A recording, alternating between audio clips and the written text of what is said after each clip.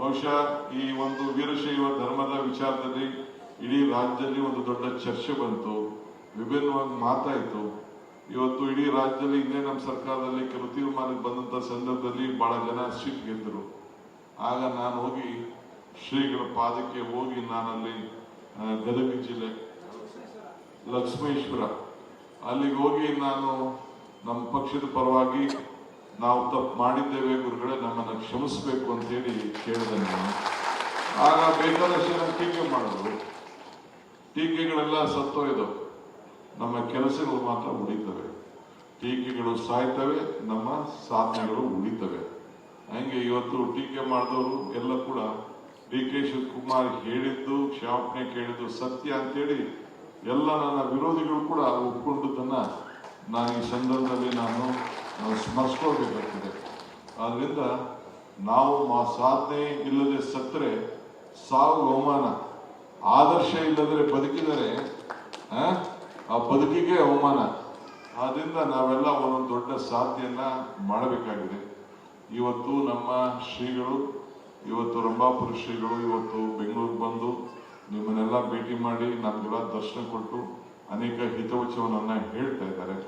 ನಿಮಗೆ ವಿಶ್ವಾಸ ಇರಲಿ, ನಾವು ಸತ್ಯದಿಂದ ಇವತ್ತು ಜನರ ವಿರೋಧ ಪಾರ್ಟಿಯವರು ಬೇರೆ ಬೇರೆ ರಾಜಕಾರಣಿಗಳು ವಿವಿಧ ರೀತಿ ಟೀಕೆ ಮಾಡ್ತಾ ಇರ್ತಾರೆ.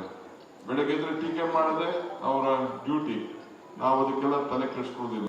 ಬಹುಶಃ ಈ ಒಂದು ವೀರಶೈವ ಧರ್ಮದ ವಿಚಾರದಲ್ಲಿ ಇಡೀ ರಾಜ್ಯದಲ್ಲಿ ಒಂದು ದೊಡ್ಡ ಚರ್ಚೆ ಬಂತು, ವಿಭಿನ್ನವಾಗಿ ಮಾತಾಯಿತು. ಇವತ್ತು ಇಡೀ ರಾಜ್ಯದಲ್ಲಿ ಇನ್ನೇ ನಮ್ಮ ಸರ್ಕಾರದಲ್ಲಿ ಕೆಲವು ತೀರ್ಮಾನಕ್ಕೆ ಬಂದಂತ ಸಂದರ್ಭದಲ್ಲಿ ಬಹಳ ಜನ ಸೀಟ್ ಗೆದ್ದರು.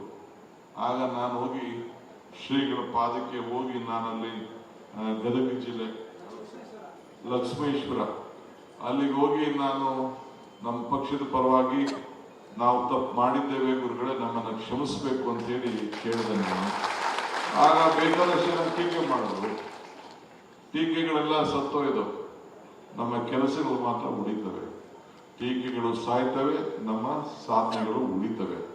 ಹಂಗೆ ಇವತ್ತು ಟೀಕೆ ಮಾಡಿದವರು ಎಲ್ಲ ಕೂಡ ಡಿ.ಕೆ. ಶಿವಕುಮಾರ್ ಹೇಳಿದ್ದು, ಕ್ಷಮಾಪಣೆ ಕೇಳಿದ್ದು ಸತ್ಯ ಅಂತೇಳಿ ಎಲ್ಲ ನನ್ನ ವಿರೋಧಿಗಳು ಕೂಡ ಒಪ್ಪಿಕೊಂಡದನ್ನ ನಾನು ಈ ಸಂದರ್ಭದಲ್ಲಿ ನಾನು ಸ್ಮರಿಸ್ಕೊಳ್ಬೇಕಾಗ್ತದೆ. ಆದ್ರಿಂದ ನಾವು ಸಾಧನೆ ಇಲ್ಲದೆ ಸತ್ತರೆ ಸಾವು ಅವಮಾನ, ಆದರ್ಶ ಇಲ್ಲದ್ರೆ ಬದುಕಿದರೆ ಆ ಬದುಕಿಗೆ ಅವಮಾನ. ಆದ್ರಿಂದ ನಾವೆಲ್ಲ ಒಂದೊಂದು ದೊಡ್ಡ ಸಾಧನೆಯನ್ನ ಮಾಡಬೇಕಾಗಿದೆ.